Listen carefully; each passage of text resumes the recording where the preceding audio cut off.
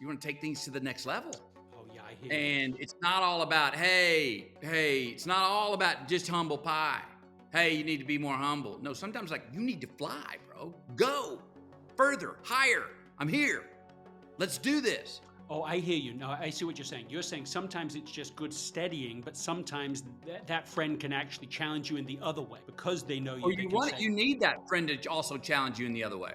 And trust, man, and it's hard because it's an intimidating situation. And you're talking about going into parts unknown. Talk about taking on chaos. Come on, let's go into parts unknown.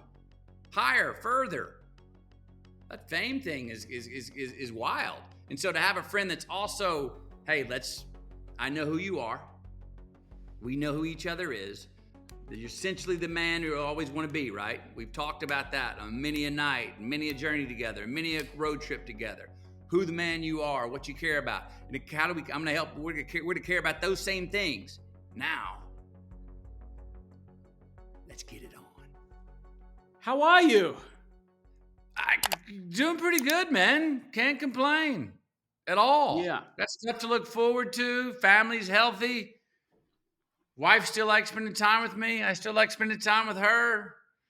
I like my own time most of the time. We're good. Now, how are you really? That's a pretty good sum up, man.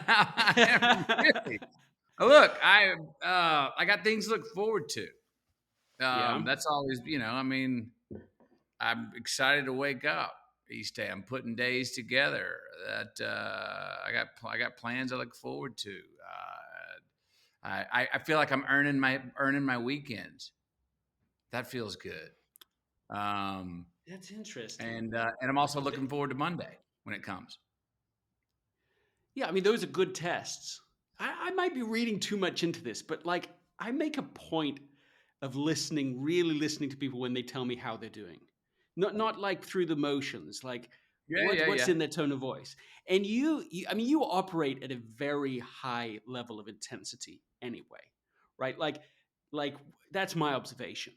Right. The way you said it to me, I shouldn't be reading so much into it, but go for it. Yes.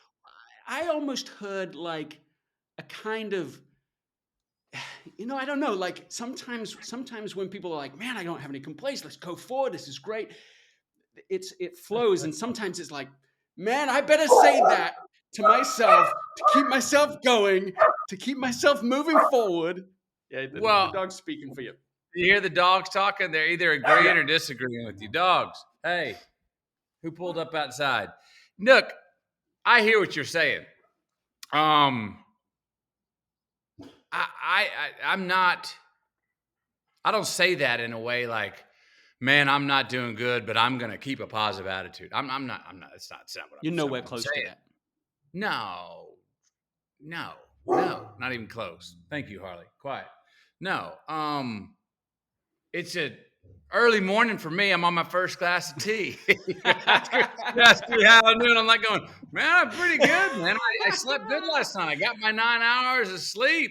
I look at my essentials when I wake up in the morning. My kids are healthy. They had a sleepover last night. They got no school today. They're getting an education. I had a nice breakfast. My wife made me tea this morning.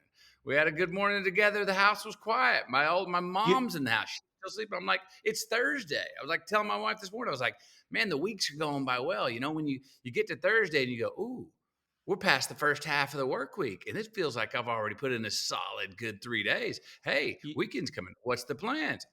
I don't know. That's where I am. Yes, I hear you. You're really just getting going in the morning and things are in a good place for you. Do you, I'm going to just jump in with something here. So I was reviewing Greenlights. And I came across a story in there that I thought was really interesting. And it's when you were in Africa and you'd sort of received, let's say, a serious lesson when you were part of a conversation where there was an argument between two men and you found yourself sort of taking sides, and then they criticized you. Both of them criticized you. Tell us a bit more about that. So I think I remember the story you're talking about. We're in Timbuktu I've just come back from hiking through the desert. It's with these two intellectuals, Malayan men, both around, I don't know, young 20s, mid 20s. And my guide, Isabalo, and we were sitting at a table, just ordered dinner, second floor of the one hotel in Timbuktu. And around came this very pretty young lady. She was kind of going by each table, kind of giving an eye, and it became apparent very quickly that she was a lady of the night, offering herself, her services, body, or whatever you want to say it. And as she came to our table, and the table was like, no, thank you. The two guys started getting in a conversation about like, well, one, as a Muslim woman, she's young. She shouldn't be doing that.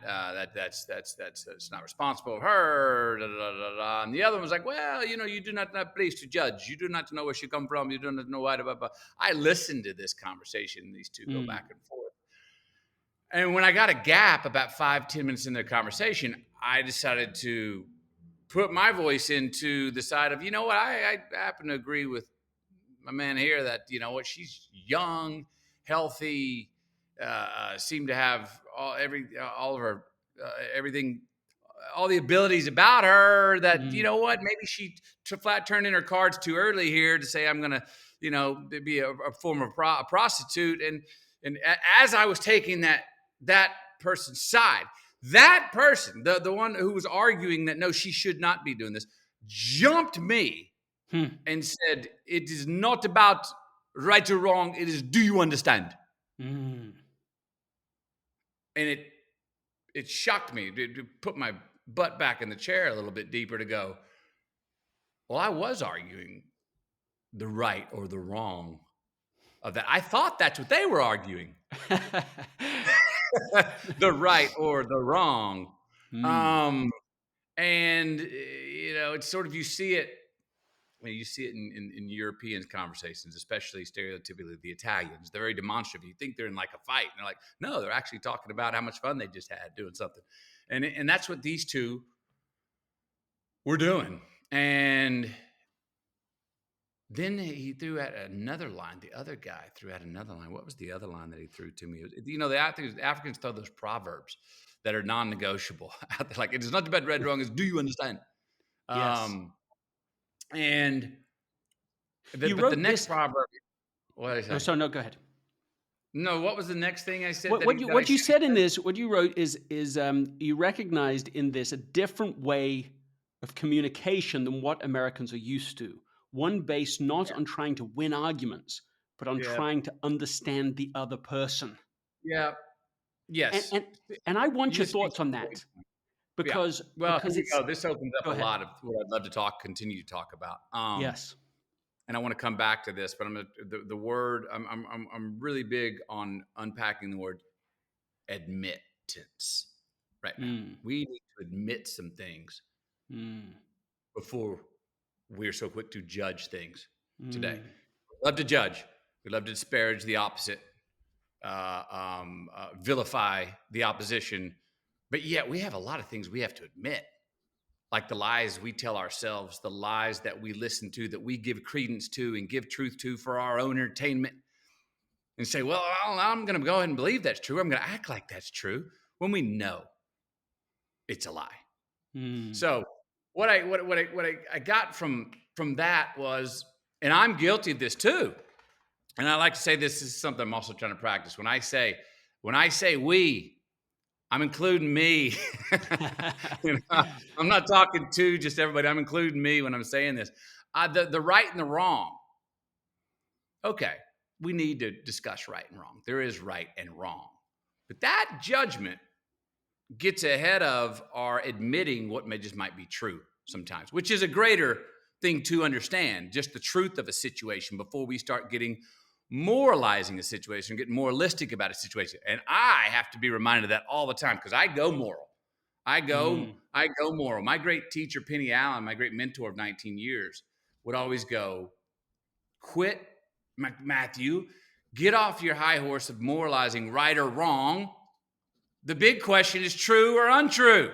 And she was always right. And it's the thing we do need to answer, I think, before, and many things that we approach before we go into the moralizing of right and wrong, because the moralizing of right and wrong quickly becomes exclusionary, quickly excludes the other. I said disparages, vilifies the opposition, and you are not having a conversation. We see it in the world today. We see it in politics. We see it in people all over. That's where we are right now.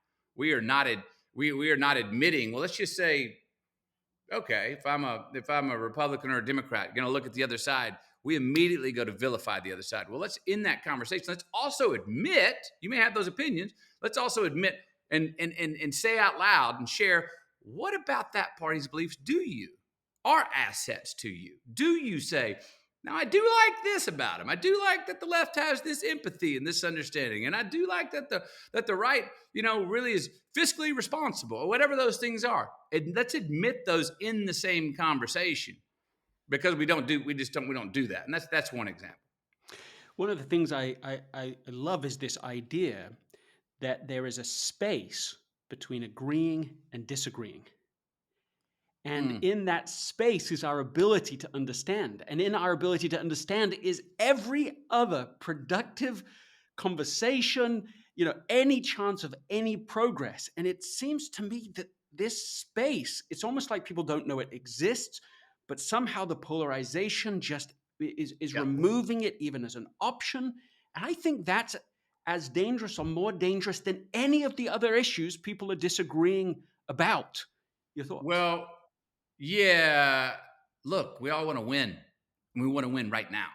I want to win this argument right now. I want to get off this Zoom call going, I won. But it's just a human nature. I don't really, but that's what we do. We get in a conversation and we discuss two things, and we immediately go to, how do I win? Well, if you're immediately going to, how do I win this conversation? You're playing a short game. Look at the immediate gratification we get from consumerism. We get it. We go out and get certain things to win, or we win a certain moment, and we feel good. Where do we feel like we win now? We mostly feel like we win when if I again can disparage your point of view if it opposes mine. Not win not sell my vision, but just debunk yours and say and improve yours, to argue yours to not be worthy. Then I will like going. It's the old thing I write in the book about. We cheer more loudly when our opponent misses the shot than we get happy when we make the shot. It's short-term victory for us, and it's not a true victory. It's not a long-term victory. It doesn't fill us up. It lasts a little bit. It's the joke at the party where you talked out of school on somebody who wasn't there. Everyone laughed there and like that was really funny, but they all walked away disrespecting you a little bit more. And they lost respect for you because they were like, "Geez, does that son of a gun talk about me like that when I'm not here?" You won the moment, but you lost the long-term war. You lost trust in the future. You lost respect. You lost friendship. You lost people looking out for you. You lost goodwill. So it's a short-term victory that we're all looking for. And again, we look for it in the conversation. I do it. I think most people do it. We go to, wait a minute, we're in a discussion. We have two different points of view, fight or flight. I got to think about how to win this thing. And that's what gets in our way of what I hear you saying, and I agree with. That's what gets in our way. Instead of going, no, don't play the winner game. That's what I was told in Africa. It's not about the right or wrong. We're trying to understand each other here. There's not a win-loss in the understanding in the short game, in the conversation. And you put it this way, and another quote I love from the book is, to lose the power of confrontation is to lose the power of unity. Bingo. If we stop having the ability to talk with each other about hard subjects, about where we disagree, it just feels like it's already over. It's like, whatever. We can't do anything if we lose that ability. There's no game. There's no game. So we gotta buck up and get the courage to play the game. Well, more so than we do. I think it is about courage too, the courage to listen. I think we stop listening to people because we don't want to change. And so the Yeah. fear of losing our own ground means we don't want to even engage in the conversation or in even the confrontation. What if the Guilty. founding fathers had not been willing to have a confrontation with each other? It's over before it even began. We wouldn't even have a country to start It with. doesn't begin. You're right. I mean, it doesn't begin. Look, and I'm guilty of that too. Mm, Oh man, when I love to know. I love to be in the know.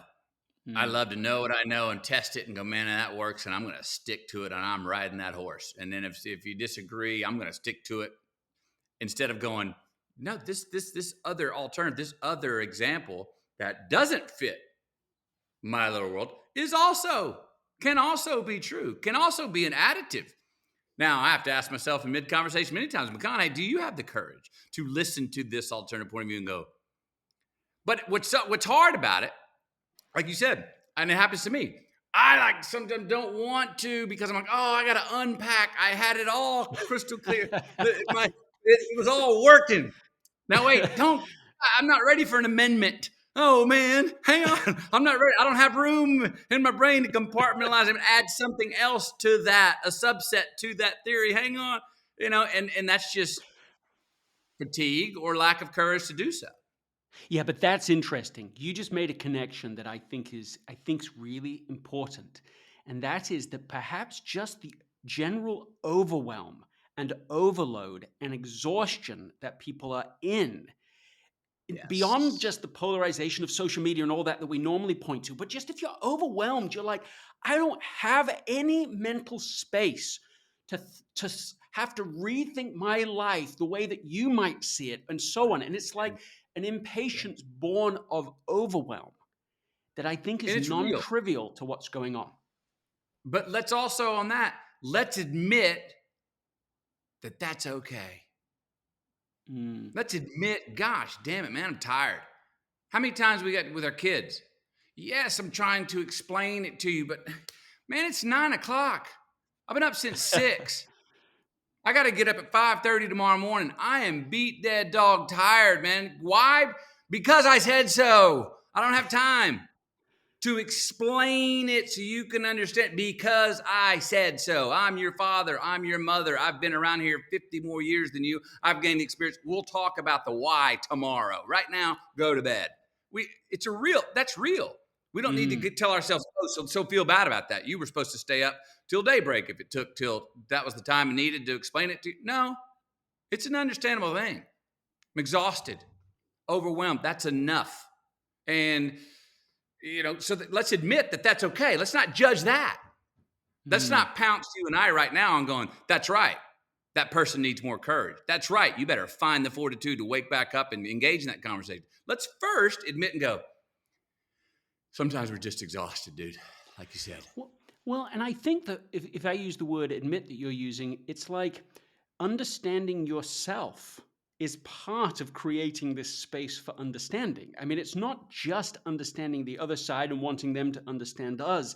It's also, I mean, it is a type of grace, but it's space to say, well, let me be honest about where I am, and let me even figure out where I am, and not judge myself harshly and whether I'm being right or whether I'm being wrong. It's like, let's just understand where we are. I think is part of this special space that that I think is hard to get now. Well, and I think, look, the two reciprocate. There's the old, meet somewhere where they are. You hear that, and this makes a lot of sense. And you understand where they're coming from, or understand what their day might have been, or what their point of view is, and why it might be. Yeah, very true. Got to. But I think you're exactly right to come back to the selfish side. You don't do that. Have you taken the time to understand where you're coming from? And that's just as valid. And give ourselves the credit. Admit that we have to give ourselves the credit to try and understand where we are, or to admit that, don't know right now. I'm on my differential split, wobbly legs, not sure right now. Probably shouldn't be driving heavy machinery today. that kind of thing. When we're going, and I'm just trying to. There's certain days where, hey, how'd you do, man, dude? I just tried to connect the dots. Nothing special today. You know what I mean? You know. I was no more than a duct tape guy today. You didn't want me to use anything, not even battery powered. It was a tough one. There's I certain love days the that you have idea. like that. Yes, I love the idea of a connect the dot day. I mean, that's we say mental health day, but that connect the dot day is a different way of thinking about that. And actually, it makes me think. It makes me think about there's Greenlights, right? There's the book that you published and I think are proud of and so on, and then there's the book behind the book, or all the books behind the book. That is all of these journals.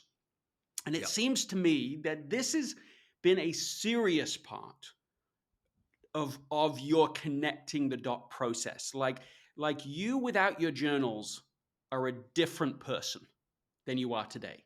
That's my read of it, that this has been a big part of connecting the dots and so on. Am I reading that wrong? No, you're not reading that wrong. There's no way. Look, it started off, I wouldn't be near as, however good of a friend I am to myself. There's no way I'd be as good of a friend to myself as I am right now without my journals. That's what they were. It's an expression of a Socratic dialogue, but getting it out of the head and actually putting it on paper. So you can understand, so you can see it. Yeah. Carry on, so please. It's look in the mirror. That's my mirror. That's anybody's mirror who journals, honestly.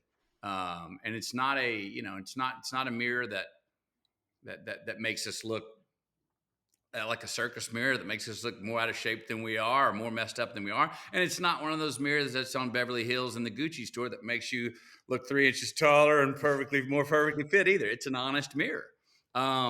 And then to go back and I think, in the writing of the book, the exercise of that was the dare to go back and have a look.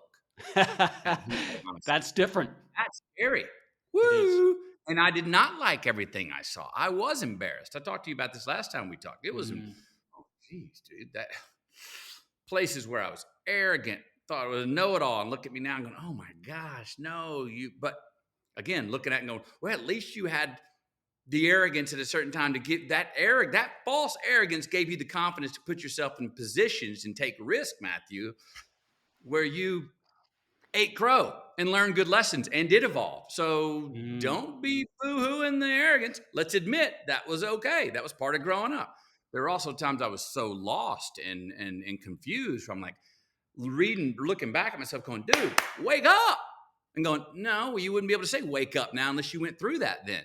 So it was tough duty looking back. And then part of that, and using the word admit, and I'm just now realizing this now, is I was able to admit that all of those are connected. It was a way for me to get reconnected to my past. And again, you see, talk about connecting the dots, where it's all a mystery going forward, but it's a science looking back.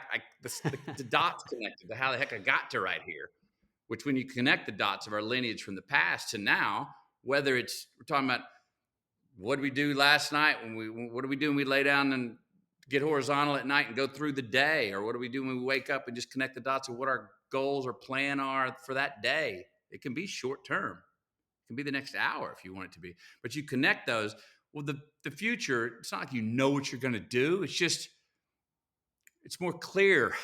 You created the weather, and whatever comes, you're ready to call audibles if change does come in it. You're just more prepared for it because you have an idea where you come from. So yeah, that was the hard part. Well, I think it creates a narrative. If your past is confusing enough, then I think it's hard to extrapolate how the story goes. I mean, if we're reading the first volume of a book and all of it's just all over and confusing and absent, you don't know where you are. You're lost in the present. Therefore, it's hard to read the future. So the writing of this in the past, I think, is and then reviewing it is clear. But I want to double click on something, because the word you used about your journal was honest. And that's non-trivial word. I mean, I've kept a journal for 11 years. I don't think I've missed a day in 11 years. So I'm a serious journaler, but sometimes I think about it and I go, is this interesting? Are you being open enough, raw enough? Is there enough here to actually get clear and get all that junk out so that you can look at it? And I'm curious about that word honest. Have you always been just very honest in your journals? Is that how you started them? No. Yeah, honest to the extent that I'll completely bullshit myself, but I would know I'm bullshitting myself. I make lemonade out of lemons and go, boy, you really saw the upside of that situation. But be honest about, yep, that's exactly how I chose to look at or write or spin that lyric. And then I've let myself at times, less though, go down to the debit side into not depression, but into forms of, well, boy, let's really just grovel in this bad moment, in this ugly situation. Let's see how long we can grovel in this on the page. Let's make it worse than it is. And then look at it and go, wow, you made that worse than it was, dude. That sounds catastrophic. You need help. You need to go to the doctor. And then you look at it and go, no, I know I did that. I mean, I went ahead and I took the exercise of, let's ride that road down. Now, I do that a lot less than saying, because part of it, look, denial is a really interesting word. And it usually gets thrown out like, that's not honest. Don't be denying. We got to be honest. Put it up. But man, I look at my mother, at her, how she's doing at 90. And how well she sleeps and how just every day she's right there at 90 and doing so damn well and quick. And she is proof of the value of denial if you really commit to it. That's not where I thought you were going. No, but she just like, if something happens that she just, nope.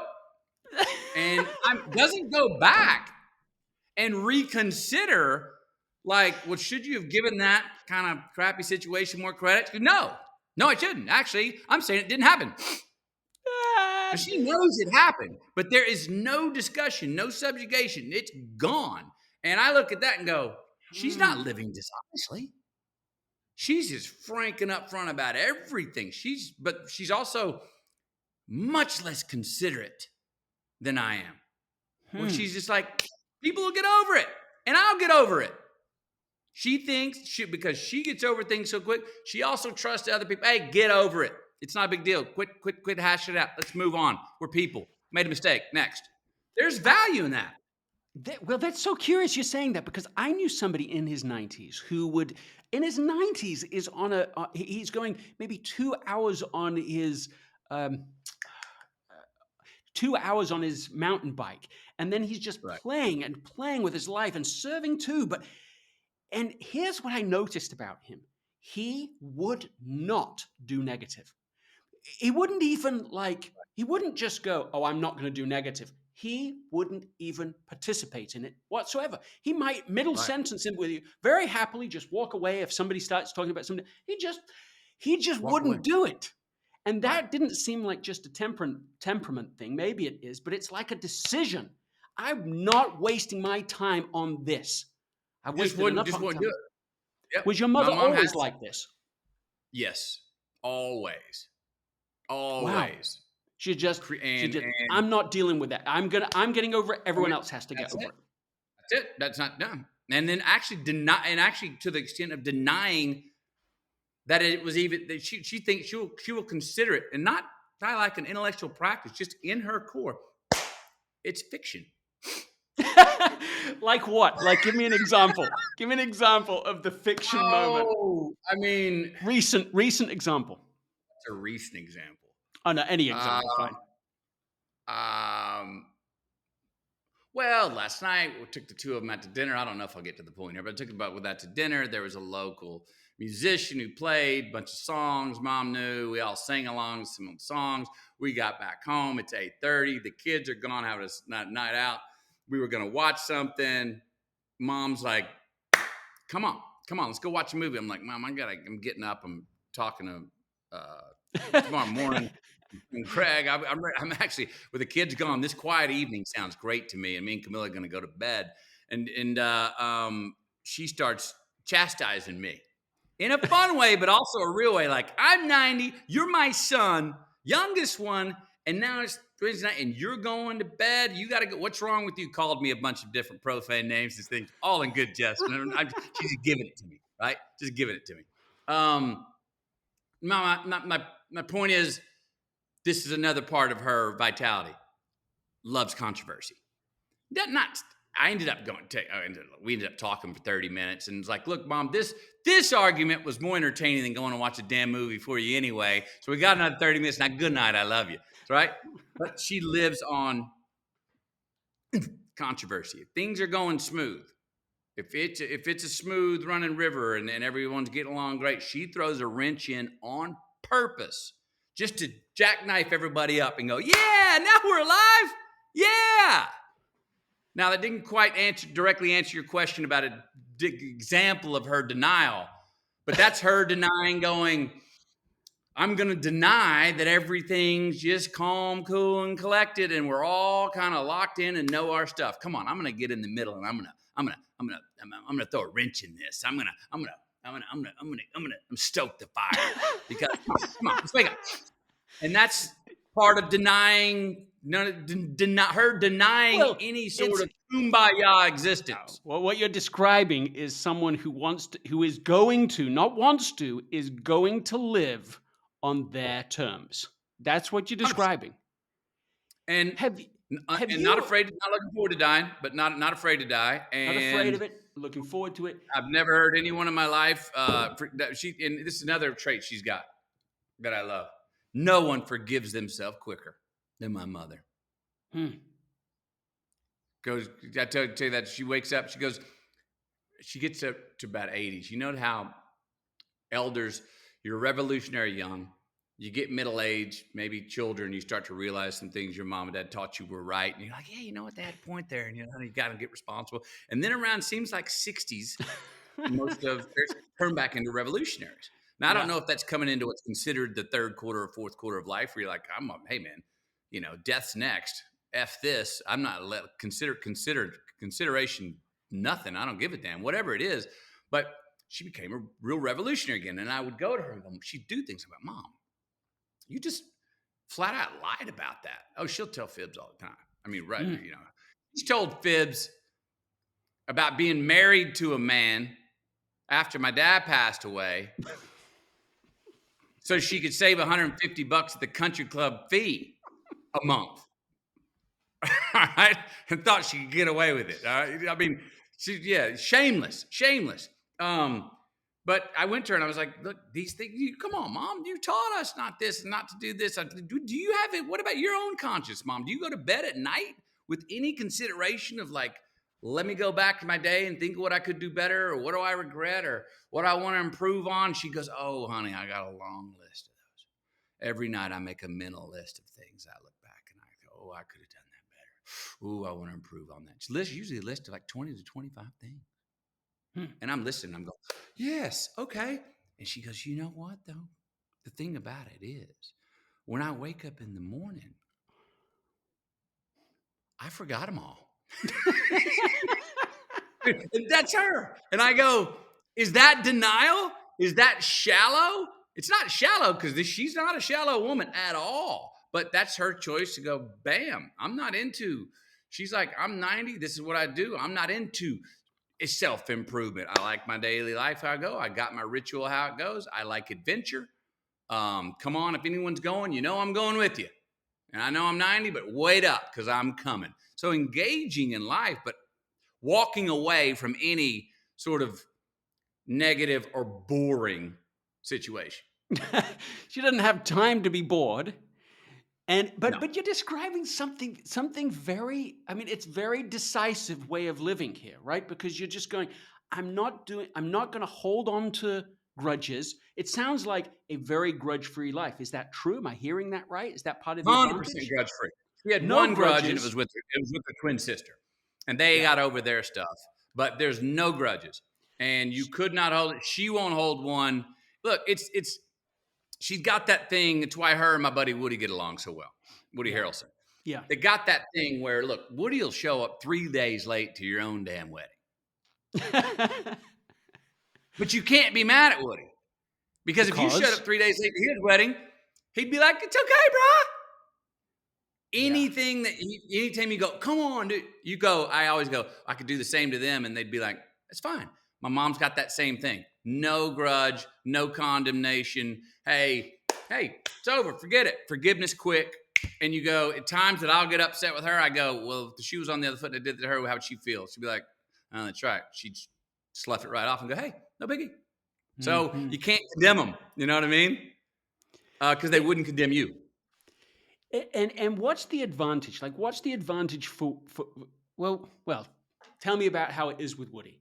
What does that make the relationship like? Is it just freeing for you because you're like, hey, this guy is not going to force himself to do something weird that doesn't work for him, and so I don't have to worry about that. And also, he won't take hold a grudge with me. Is it just make the relationship easier, or what?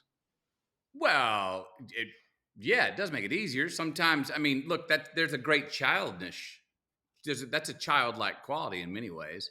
There's no form. Don't cut the formalities. Come on, I'll see you when I see you. We cross up and hey, how's it goes? And forgot to say goodbye. Well, I didn't say goodbye. I just kind of took off, and I knew I'd see you 2 months later. Whatever it is, there's a lack of you see kids on the playground. There's no hey, how are you? Do you want to play on the playground? No, they just go and show up and disperse without saying goodbye, and come back together a month later and maybe say hi for a second, but they're right onto behaving, playing the game.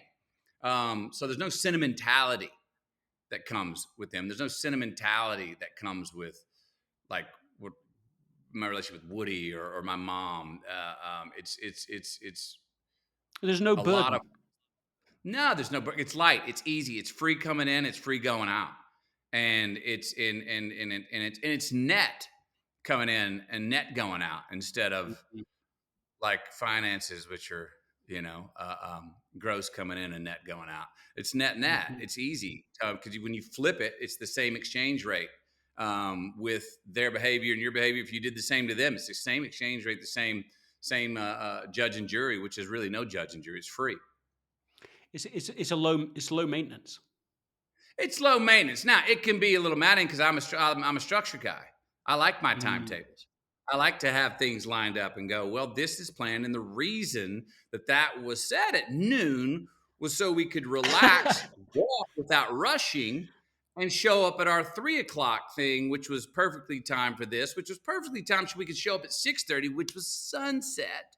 And we could do this all by walking languidly. But if Mom, if you're showing up at 1:00 for the 12:00, now we're gonna have to a shorter show from noon to 3 than we would have because now it's from 1 to 3. And if we overlap, we're gonna be hustling to the next place. Or if we don't want to hustle and just keep walking, we're gonna be late for the 3 and we're gonna miss the sunset. So anyway, I compound those things out in the future.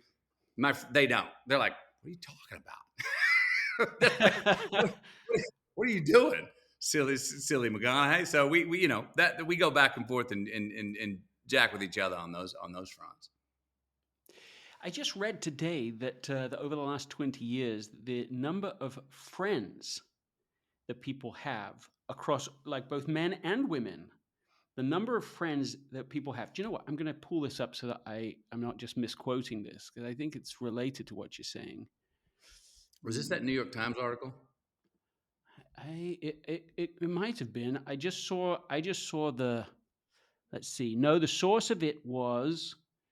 This is from Gallup poll, and here's what it found: there's a decline in friendship. Percentages of who report having the following number of close friends, not counting their relatives. Okay, so it shows that in 1990, men reported having 40% of men reported having 10 plus friends.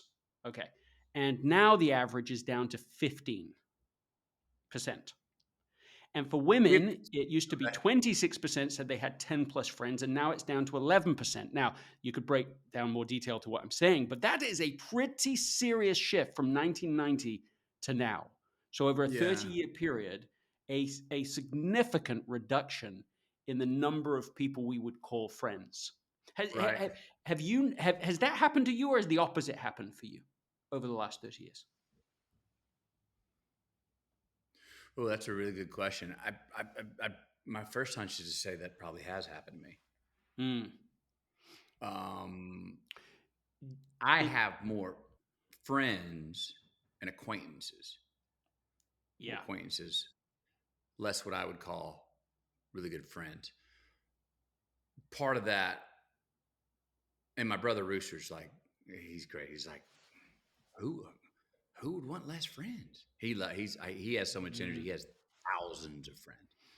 Um, Me, I've chosen. It comes with getting married and having children. First, I go, well, with 24 hours in a day, Right. there's a certain group of friends after I started a family that understood just without saying, oh, uh, McConaughey is spending more time with those most important to him to nurture those relationships, which I still do. I've now in the last 5 years expanded my friendships and acquaintances to different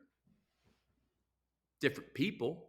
I've Mm-hmm. reached out to. I've had the courage to reach out to elders and mentors Hmm. like I never did before, Hmm. and have made some new friendships there that I really appreciate. I've evolved out of some other friendships where we were just in two different places, or maybe, they didn't get married or have a relationship or have children, so we're just doing two different things, or they moved to another part of the world. But I don't. I'm not going to say my friendships have declined. I've always look. I write about in the book. I've always been one who. Here's a good example. I got a box at the University of Texas. It holds 26 people for the Mm. games. Very seldom do I invite 25 other people. Mm-hmm. Not because I could fill it easily, but I would rather have a cultivated 12 or a cultivated 16 and have empty seats. Sometimes I've gone with just me and my family. I got a cultivated 5 by choice. Yeah. And if I'm going to curate a group, there's a lot of times I'm like, my favorite is a one-on-one, maybe a 2-on-2, where there's 4 of us, a couple. But beyond that, I don't like to. I'd rather, preferably, not spread out and lighten up the conversation where we can't go 2, 3, 4 deep if we need to, and Mm-hmm. stay on point. Have little, I enjoy the dinner party with 24, but going into that, you're based on where you're sitting, you're going to have little 3 to 4. pops. It's like That's it. a night show. It's not a sit down hour conversation like we're having. It's like, all right, we got 5 minutes, go.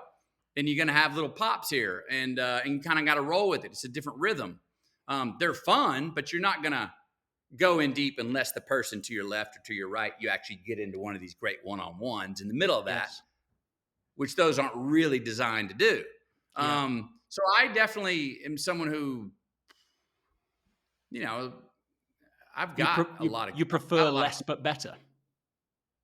I find that I like to put in more time with fewer to raise the quality over the quantity. Now, this is an interesting thing about you, McConaughey, because I noticed this when I read this is what I noticed when I read Greenlights, but also in our conversations is you really are an essentialist. Like really, this going on a walk not a walk, but like the 2-year break, like to really connect the dots and figure it out and remove and eliminate, that's one of the aspects. I mean, you wrote some specific things about this.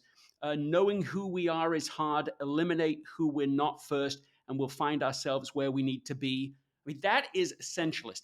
Like that literally, that could have been in Essentialism. This very similar words are in Essentialism. Here's another one that literally could have been in Essentialism. Too many options can make a tyrant out of any of us, so we should get rid of all the excess in our lives that keep us from being more of ourselves. When we decrease the options that don't feed us, we eventually almost accidentally have more options in front of us that do. Yep. This is almost. I mean, I'm obviously not making a plagiarism point. I'm just saying there's a meeting of the minds that's so aligned about this, and what you just said is intuitively less but better. I could have loads of people. We could do that. But I like less but better. I want to go deeper. I want richer. I want more meaningful. I don't want more for the sake of more. I want less of the right things.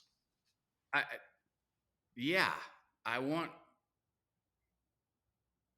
to tend the essentials in my garden that I can help take care of and they can help them grow to be and get the capacity and the potential out of those root cause relationships, not effects. A lot of peripheral things are effective and they're great, but let's admit that that's an effect.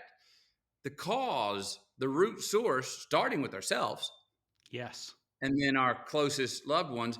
That I just find that if you take care of those and don't get so secular that you put a barrier around yourself, like keep the rest of the world out. I mean, when I'm taking care of those, I have more courage and clarity to explore and pioneer and actually try to understand instead of going to right and wrong. If I'm not secure with my root causes and the people that I most care for, I think like most people jump to the right and wrong, try to win the conversation because I need stance, man. I need identity.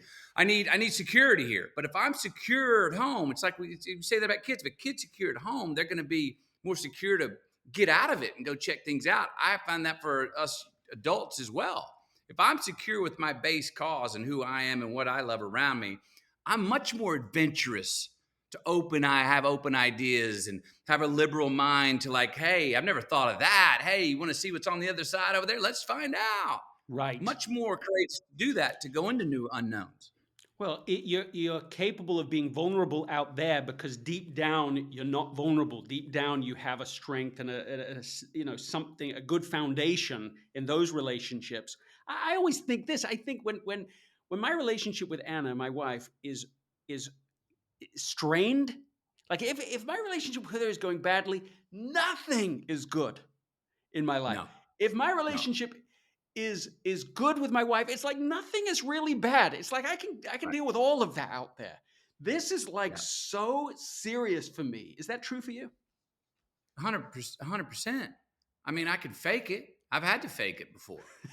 I've had to put on. I've chosen to put on a smile before and go and autopilot through a situation when I knew that morning my dog had died, or maybe me and my wife weren't getting along, or there was something that I was working.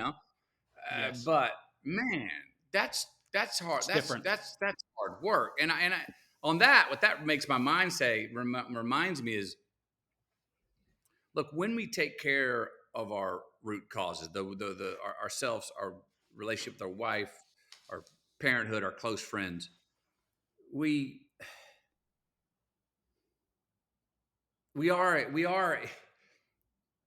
equipped. We are there. We do have that baseline you're talking about to as I was saying, to have the courage to head out into the unknown, to not know where we're going and go, no, I'll be all right. My home base is sound.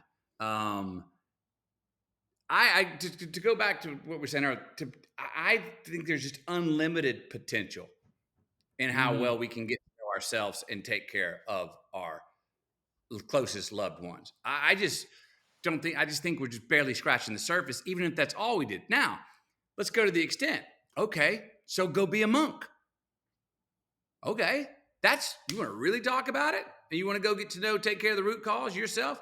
Go be a monk. Well, some of us I think some of us should have that time, but also that's all monologue. This is what I'm talking about when I say I need to have my monologue to have the dialogue. The dialogue is the engagement where we take care of someone other than ourselves, the relationship with our wife, our loved ones, our family, people outside. It's if you take the root cause, what's close to you is the monologue. Take care of your monologue. You can get out in the world and have the dialogue. That's another way of putting it. Yeah, and I wasn't going to even go here because I know it's so sensitive, but I can't help the themes we're talking about. I can't help but think about the moment, that moment, the Oscar moment. I mean the Will Smith moment. Because are we far enough removed from that to be able to laugh at that right now? I think we are, aren't we? I mean, there's a lot of water under the bridge with it, but it's like isn't that somehow connected to this? The idea of like, can you not? I don't know.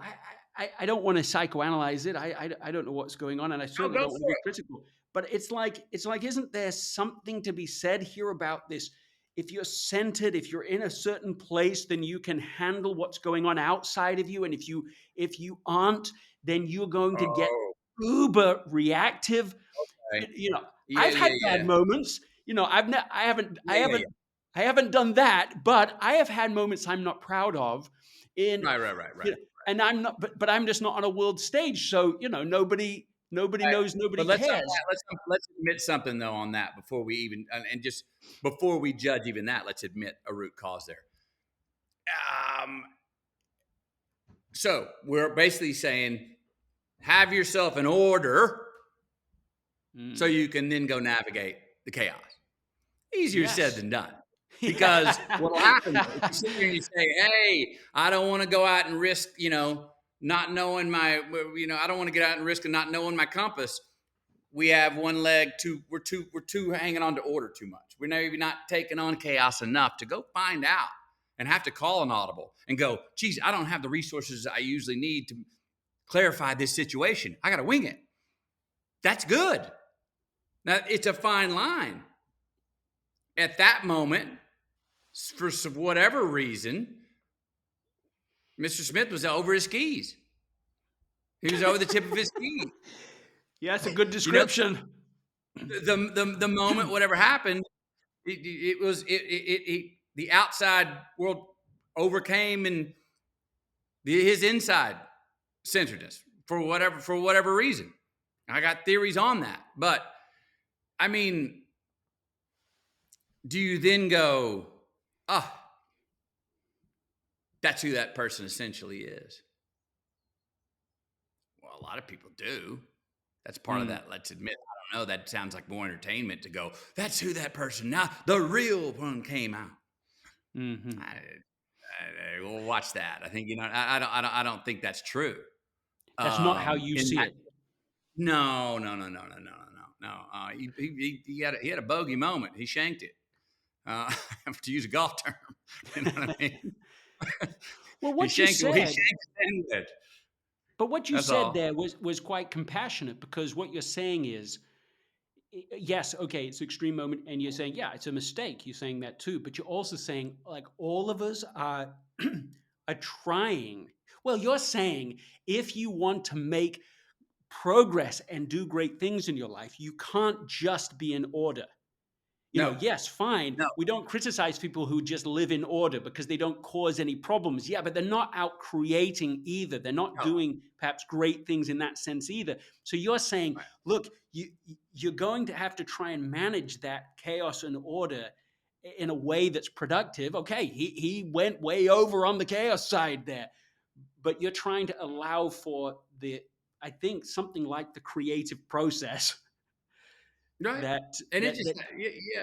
that we I all mean, have to navigate. yeah, man. And look, like you said, you started to say it. I've said, we all got clumsy moments. We all have. There's been plenty of times where I've done something because I knew I was right.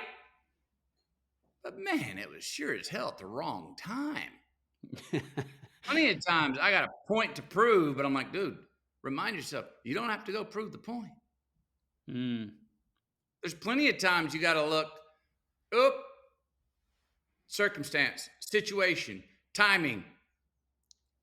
I had a birthday party in my late 30s.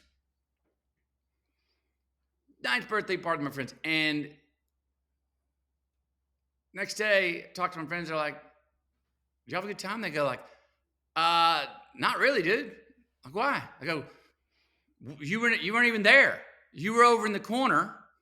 I was someone had come in with ill will to my birthday party. I was like, whoop, trespassing.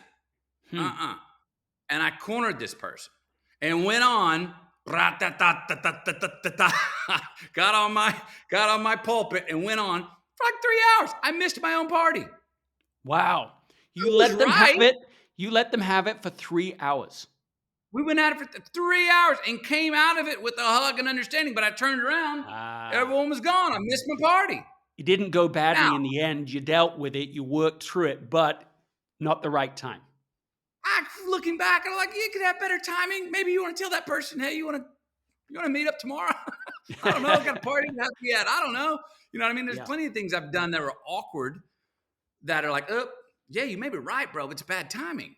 So there's considerations of knowing your zone. There's a lot of things to consider that our mind does in a moment that when we're aligned, the math adds up and you go, oh, risk reward. Yep, I'm taking the risk. Oh, risk reward. No, I'm going to hold on to it. But I mean, I look back, a lot of successes and satisfaction and achievements of mine have been where I was like, bam, I'm going for it. And I'm going to see what happens. Mm-hmm. I think I may have mentioned this to you last time. When I wrote Greenlights, looking back at my life, I thought that 90% of my successes, whether they're relational, career, whatever, were by design and engineered through having a goal and the willpower to go achieve it. After writing the book, I'm not sure 50% were because of that. That's so interesting. At least 50%. And definitely the most sort of spiritual successes or breakthroughs had nothing to do with the engineering besides saying, I'm tying my shoes and I'm heading out. I don't know what I'm going to find. I'm just going to hopefully put myself in a position to get lost so it can find me.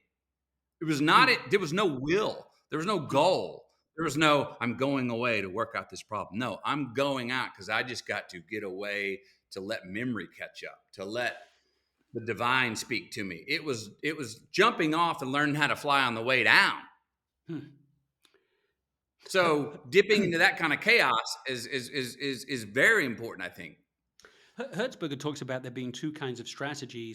He says there's sort of emergent strategy, we'd say sort of bottoms up strategy, and then there's intentional strategy, like top down strategy. Yeah. And he says like you need both, but this is what you're saying, right? It's like you thought it was all intentional, but as you've reflected and learned, you're like, oh, but there's this whole other side that I wasn't even the author of it. I wasn't driving it. I was just open to it. Right.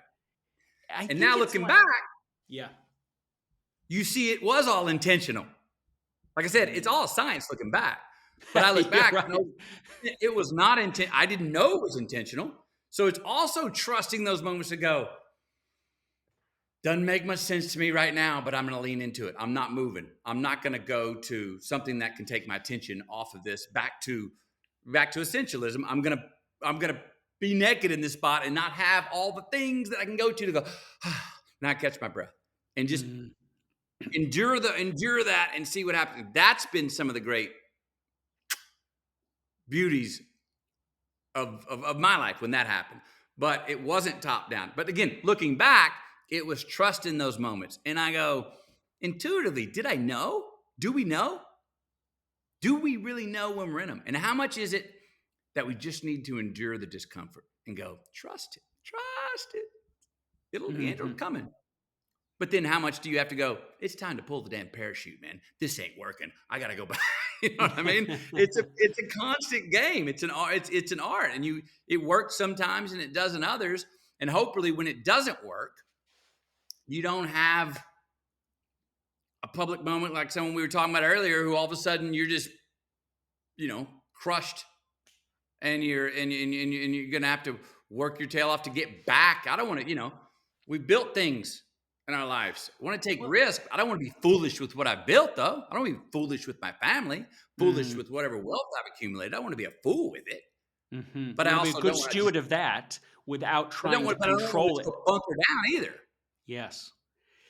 Yeah, one of the questions that's growing out as I'm listening to you today is like what the effect of success has been, like the unintended consequences of, and by success, I'm actually meaning specifically fame, I think, which I'm not saying is success. So I prefer that word.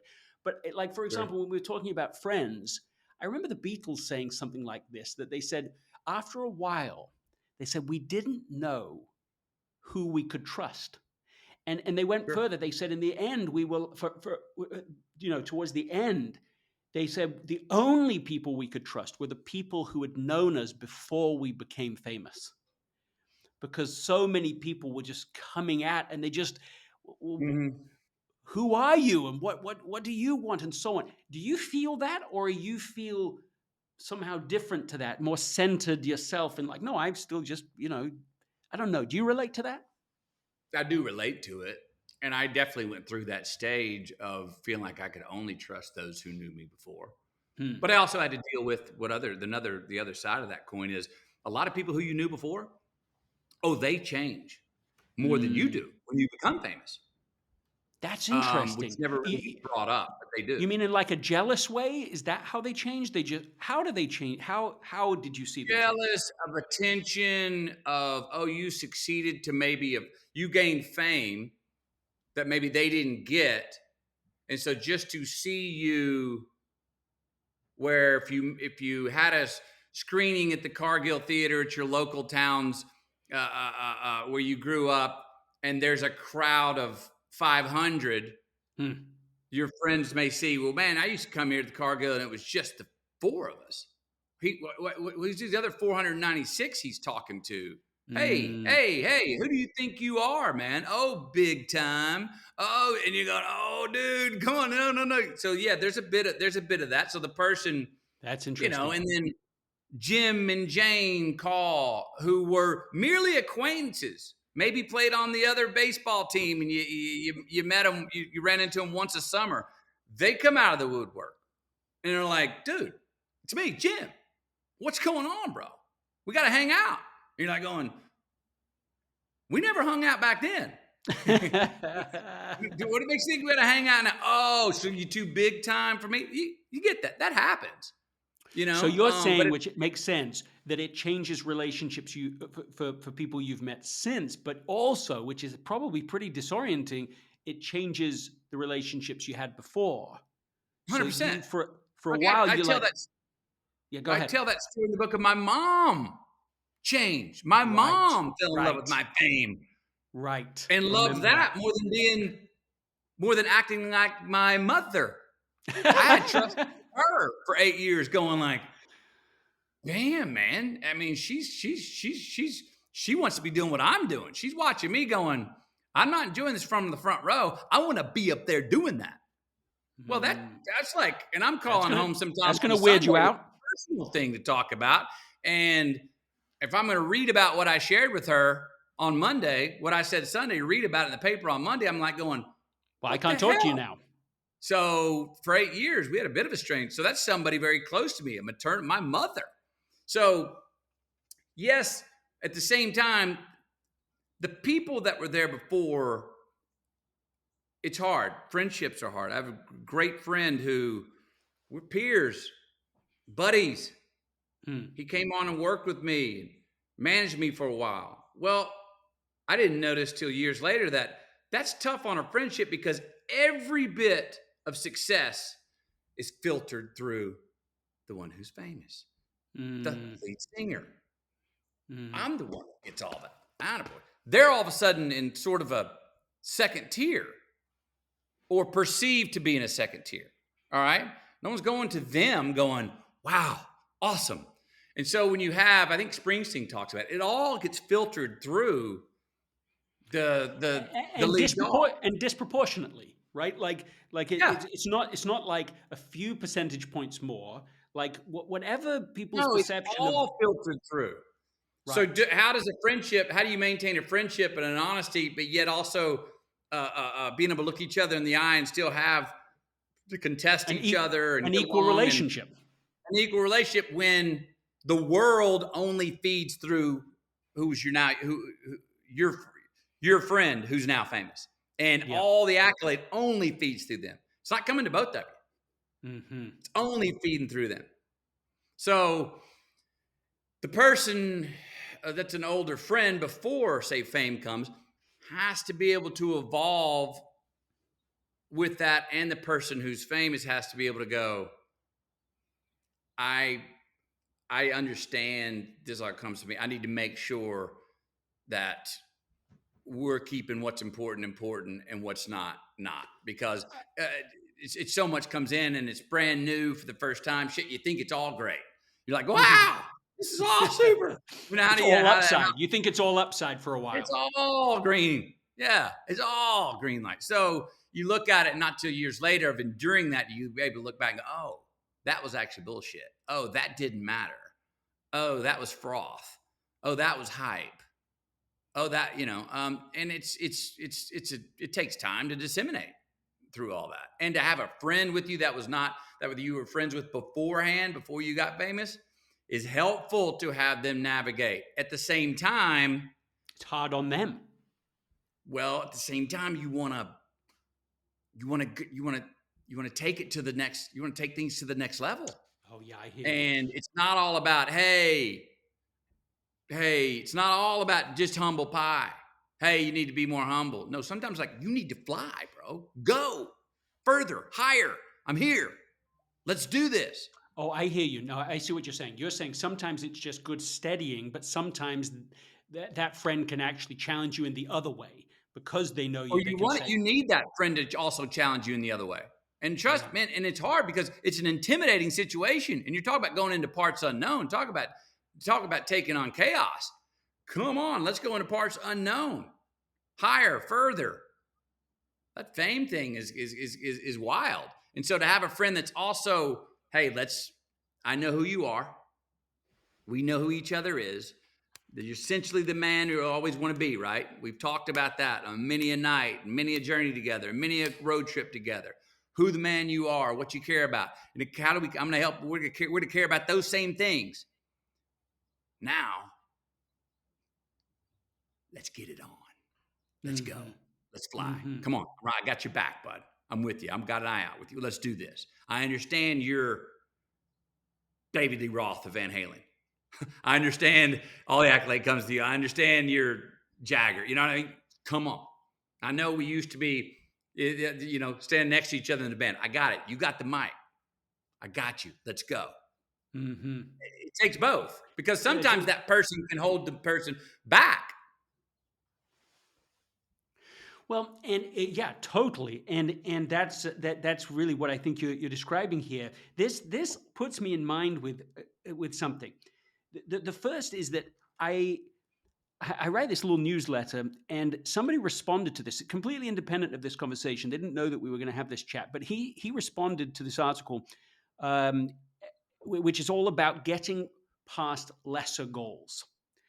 And he responds this way. He said, in our company, we have a sales code we strive to live by called the Interstellar Code. I thought this was so cool, right? He says, from the movie, to move forward, you must leave something behind. You may have to sacrifice something good for something better. Okay, so that's in alignment with some of the things we've talked about here. Okay. But here's the question that goes with this, right? This was what I'd written in the article, but now that he mentioned Interstellar and you were, Cooper and Interstellar, and it's an amazing movie, and I think my favorite movie that you've been in, he says, what do I want this is the question. What do I want so much that I'd be willing to give up what I have right now for it? That's my question for you. What is it now that you want so much? Do you have something that you want so much you'd be willing to give up what you have right now?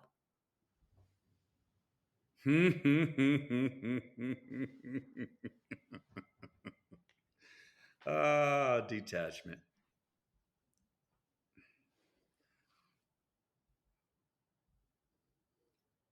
Spiritually, I do.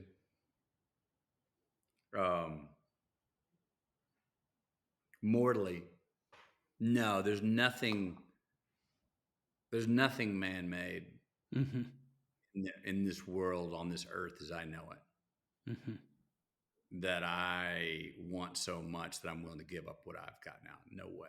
Non-negotiable. Actually, spiritually. I'd say now go ahead. Well, yeah, and part of that's just not like, yeah. So no.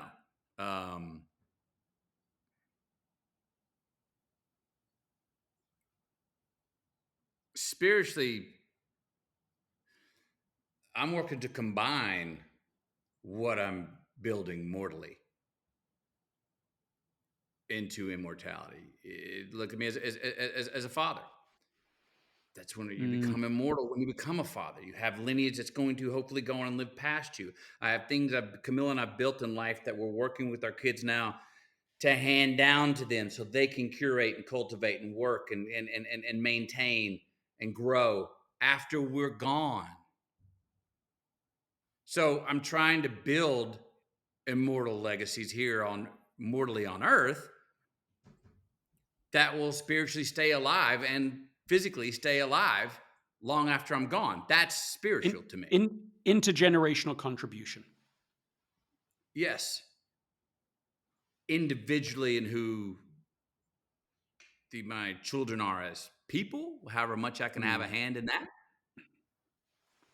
And also in what they create as creators themselves, independent of whatever I built. But also, here's a couple lanes that I've gone in, and it's a good highway. It's maintained. It's prime real estate for you. It will feed you qualitatively and quantitatively. It's not a full safe zone, but it's built for you. You've got to cultivate it. Now, not only cultivate it, if I paved out 2 really nice lanes for you, don't just rest on those 2 lanes. Make it 3. Maybe make it 4 by the end of your lifetime. Allow more. Scale it out a little bit. Go more latitude. Build it. Grow it.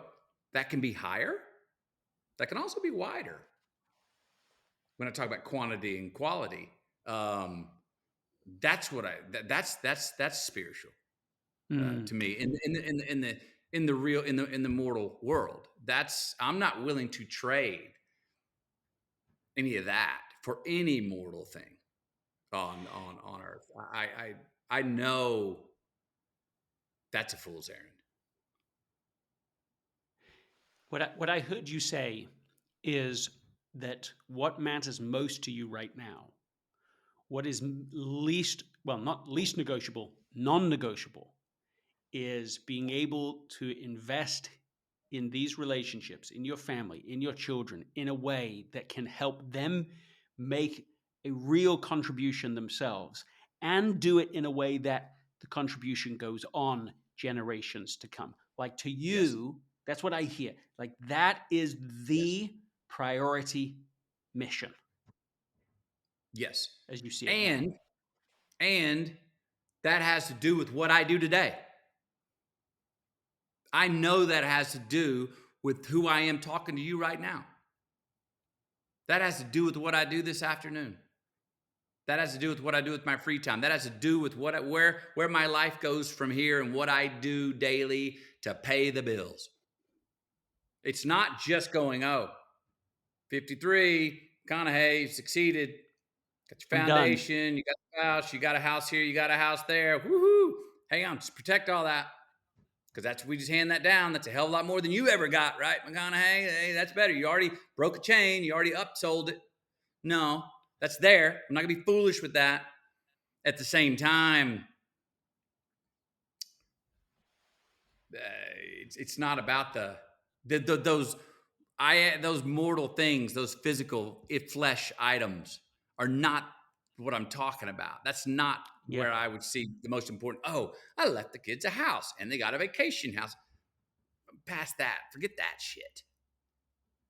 Where are they gonna? How can they build a life? And what things can I hand down and go? Hey, make your own way, but I paved out a path here for you, and it can pay you back, qualitatively and quantitatively. You don't have to run the foundation. You don't have to be the CEO. I'm just saying, there's some things here that there's some gardens I'm going to hand to you that still need tending after I'm gone. Do you want to? These are some things that have enriched my life and enriched your mother's life and enriched our character. Step into this. We'll open the door for you. You get in, do what you want with it. Create your own within it. That is much more important to me. And what I'm doing now and what I will do for the next however many years I'm here, I am conscious. It's key. It's key. Yes, it's key. I'm not, again, like I said, I'm not saying I built it so now I can do whatever the hell I want. If I can, I'm old enough now where if I let myself, if anything, let myself believe I can do whatever I want and really believe that, I think I can do some great things. 10 years ago, if you told me if I really admitted I could do whatever I wanted, I might be a little more of a tyrant with all that freedom. Mm-hmm. Now I have more trust in myself to go, well, if you can do whatever you want, go boy. Yeah, strangely, there's greater freedom in that because it's not, you're not going, what you're saying is the risk of you falling into any number of dark paths is now much more reduced. It's like my desire for those paths, it just like so much Right. closer to zero or zero. It's like I don't care. That's So, it. Yeah. so They're now I still can there, just, and they're yeah. still there, and more will come. But as you just said it, my desire is much less. And I'm not, And so I'm not, I'm not 100%. I'm not full. I'm not talking prodigal. I still have, there's temptation. I got to check myself all the time. I got to check my ego. You know what I mean? Certain, but much less, you said it, much less than it's ever been in my life.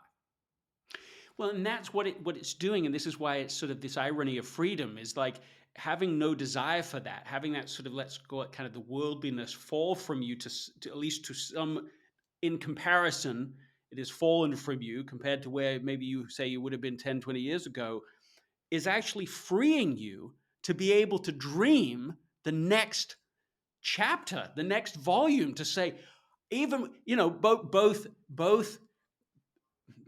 evolving strategy and top-down strategy. In both ways, it's like, hey, I'm dreaming bigger, and I'm also more open for what this higher contribution could be over the Yes, next 10, 20 years.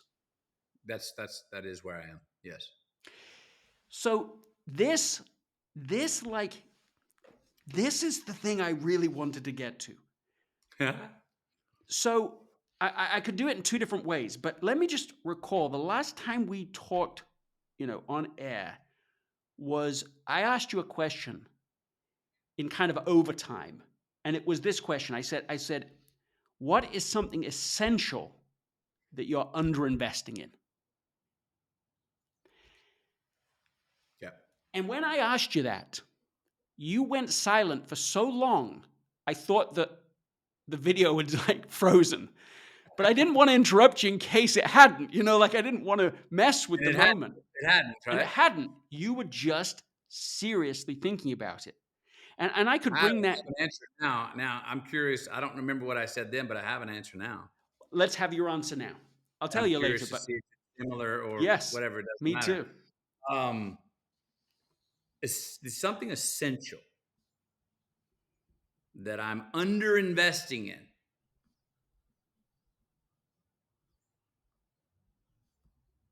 is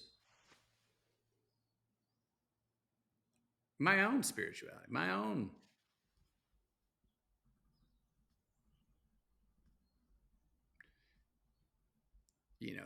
I'll use the word my own religion. People, that word already 40% of the year is just tuned out with that word. We'll have another discussion about where words need redefinition. So I'll call it my own spirituality if that's safer for more, if that can be digested by more ears No, but for themselves. use the words you want. I mean, you're saying in your religious journey, your faith journey, you Religion, I feel think I'm everything's underinvesting in it now. I think anything with intention is a religious take in our lives. Anything, and even if you're atheist, agnostic, or whoever, I think that we could still go. You have religious intention, whether you're comfortable calling it that or not. My spirit is what I need to. What I am. I could invest much more limitless than I am, and do. I maintain. I have rituals. I don't believe. I believe that when I invest more, not about just time of just, oh, I need to go practice that more, but when I really get the courage to start seeing my being, myself, that's the expression of my life through that lens, through my understanding of God's eyes.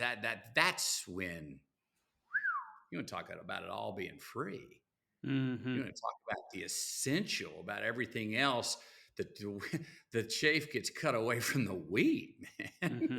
It's like, and you don't, and those judgments aren't there to open up our conversation. Those right and wrong things can be, I can speak about it and have an opinion, but they don't have, that's mortal things. Those are on the side that can still watch those and have a disagreement and see something things wrong, but be detached enough to have and pleasure and enjoyment and seeing that part of human nature.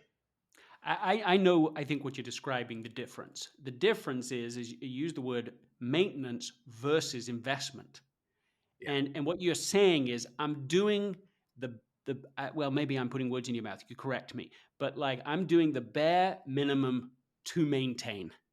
I'm not doing bad in my life. I'm not doing bad things, but I'm just, that's just I'm doing maintenance. And what you're saying is that you feel in this moment, at least, that tapping to, man, if you would invest, Yeah. I'd give you a lot more. Whew. Yeah. And look, I, and that I try and, what do you call it? To shoot holes in that idea, that ambition all the time. That's the only one it's like it's you can't defend, and the alternative is indefensible for me. That one always wins. That one that, always is like, you're you saying can come up with these other things. that's the That one's priority of like, your life. or it should be. It should be. and eventually, one way or another, it gets there again. But I mean, what is in my mind as you're talking about it. I went through an experience where I had this sort of similar spiritual prompting of like, man, you need to do more. And I took this challenge to spend 6 months in this just daily, really reading scripture, going deeper than I normally do. And first of all, I knew I needed to do it. And then second, what surprised me, but what is clear as I'm listening to you, what surprised me, I thought as I invest in this will be good for me. Like I need it to be more spiritually in tune. I need to, it'll be good for me as a father, as a husband in my life. Like I thought it will be a positive thing, but it was life-changing.